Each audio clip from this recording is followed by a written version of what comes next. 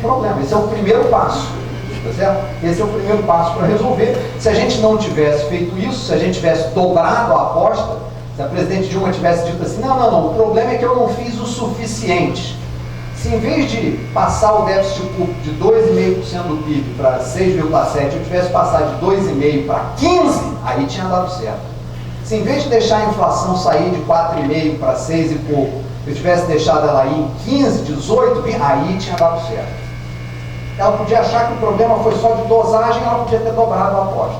Mas ela não fez isso. Aliás, ela ou Lula, de algum jeito, né, os políticos arbitraram nessa solução e disseram, não, nós não vamos fazer isso, nós vamos mudar. Então a boa notícia é essa, a gente mudou. Se a gente tivesse continuado no caminho que a gente estava na direção do que está acontecendo hoje na Argentina e na Venezuela. Só para dar uma ideia para vocês, na Venezuela o último dado de inflação, que é o dado de dezembro, tá? Se não me falha a memória, 68% foi a inflação nos últimos 12 meses até dezembro. E os venezuelanos foram mais criativos que os argentinos. Os argentinos resolveram intervir no INDEC, né, e falsear. Os venezuelanos não, eles simplesmente pararam de calcular. Então chegou em janeiro, fevereiro, março, abril, maio, a gente não sabe quanto é que é a inflação na Venezuela, simplesmente os caras pararam de calcular. Porque a melhor forma de você resolver um problema, né, qual é? É fingir que ele existe. Não, o problema não existe, tá certo? A gente para de calcular, não olha, né, e faz de conta que está tudo bem. Então, assim, esse é o lado positivo. Qual é o lado negativo? Qual é a má notícia? A má notícia é que a gente está tendo que pagar os custos, a gente está tendo que limpar depois da festa. Tá certo? Para mim, isso foi um arroubo juvenil. A gente resolveu, tá tudo dando certo, tá certo? A gente tinha uma inflação relativamente baixa, o PIB crescia 4% ao ano, né? O salário aumentava, o índice de pobreza diminuía, tá tudo dando certo, pô. Né? Como é que dizem em futebol? Em time que está ganhando, não se mexe. Aí teve um arroubo juvenil. Não, vamos fazer um negócio diferente, vamos ver se funciona, vamos encher a cara para ver se não dá dor de cabeça no dia seguinte. Deu, né? Os números mostram. Qual é a má notícia? Isso que eu estou dizendo aí, tem que pagar os custos. O que está acontecendo é que os políticos, Dilma e Lula, estão querendo realinhar o ciclo político ao ciclo eleitoral. Se você imaginar, o presidente quase perde a eleição, né? Em geral, o que todo político tradicional faz? Ele aperta nos 2 primeiros anos para soltar nos 2 últimos. A presidente Dilma começou a soltar o gasto público já em agosto de 2011. Quando chegou em 2014, a economia estava numa pindaíba danada e ela quase perde a eleição. Então ela aprende isso, o Lula aprende isso, e ele quer ressincronizar, ele quer ter 1 ano, 2 anos muito ruins, mas de tal forma que em 2017 e 2018 a situação começa a melhorar e quando chegar a eleição a situação do país esteja melhor. O que significa dizer que as maldades vão ter que ser feitas agora, e as bondades, né, vão ficar para o futuro. E temos uma segunda má notícia que eu vou deixar para o Romulo, eu não vou mencionar ela, que é o fato de que a gente ainda não retomou a agenda de reformas estruturais. Né? Eu vou só falar nisso no fim, mas esse não é o meu tópico aqui, eu vou deixar lá para o Romulo. Então, eu terminei, vocês vão fazer 5 partes, terminei as 2 primeiras, agora eu vou mostrar o difícil momento atual. Então, eu vou entupir vocês de números para dizer o que vocês já sabem. Né? Tá certo? Vocês fazem essa piada do consultor, não? Eu não vou ter tempo aqui, porque eu só tenho mais 20 minutos. Eu conto depois, se alguém me perguntar. Mas eu vou contar para vocês coisas que vocês já sabem. É isso que o consultor faz, tá? E no próximo você já sabia. Mas a piada é melhor. Mas você conhece, né? As dos carneiros? Não pode.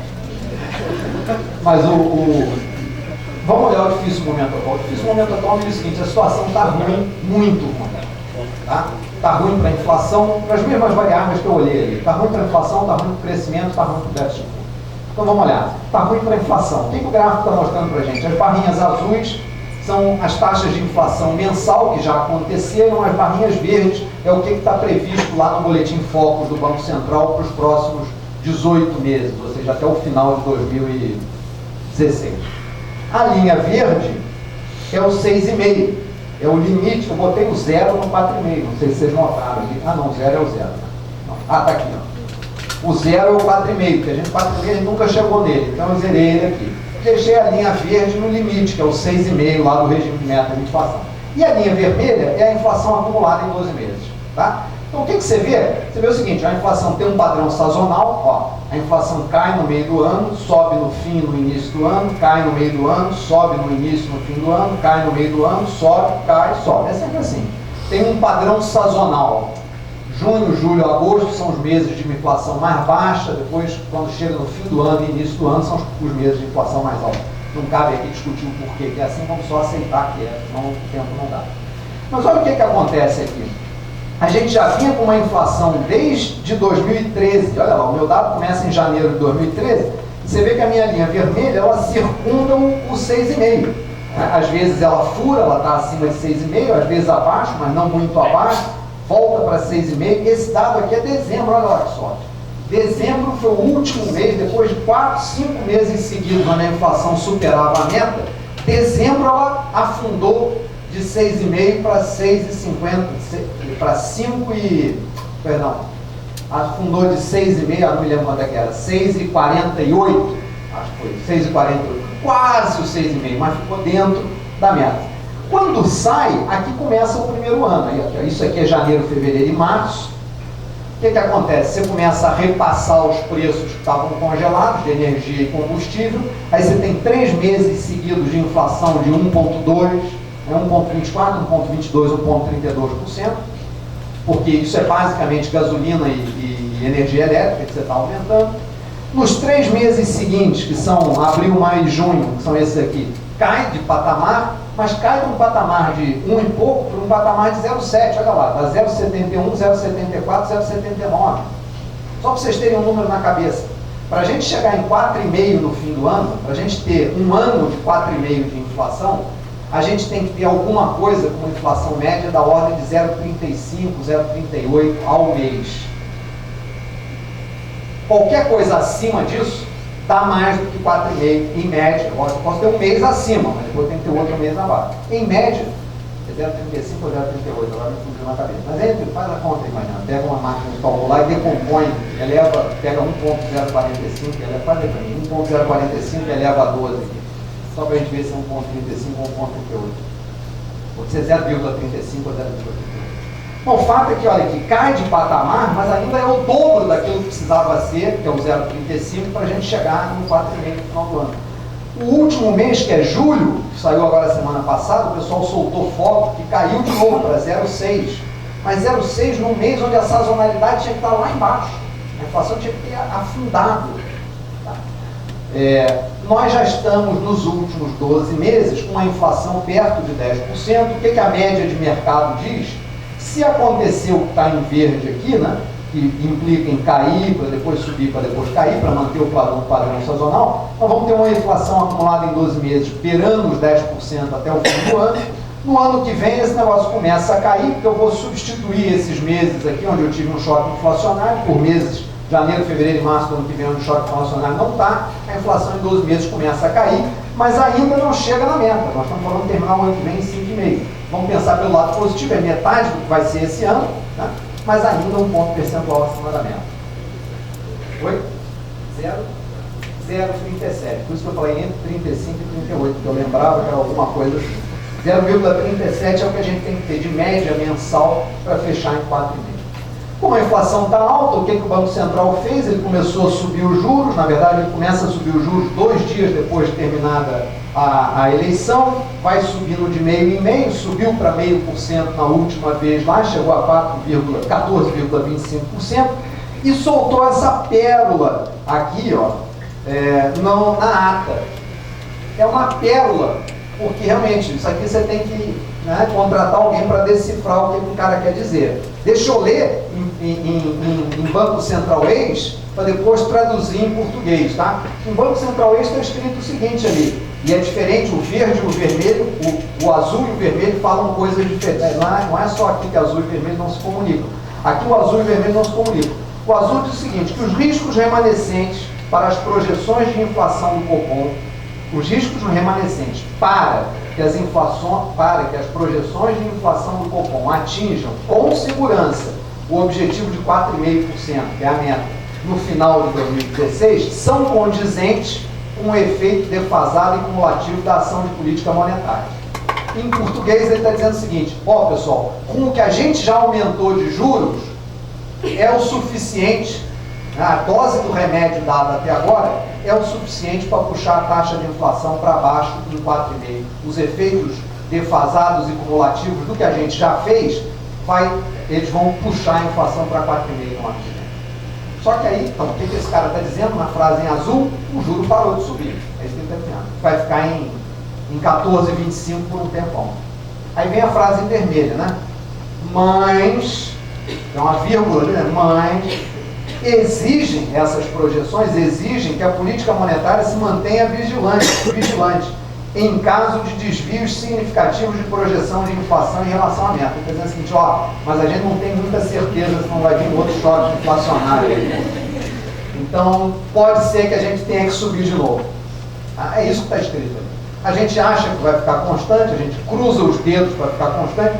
Eu acho que é uma forma muito curiosa de fazer política monetária, certo?